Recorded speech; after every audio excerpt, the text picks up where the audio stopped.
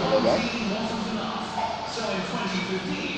malam ini kita sedang merancang kaos untuk kru YouTuber tim Indonesia.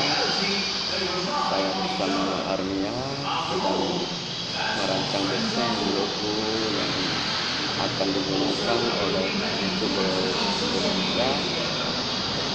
So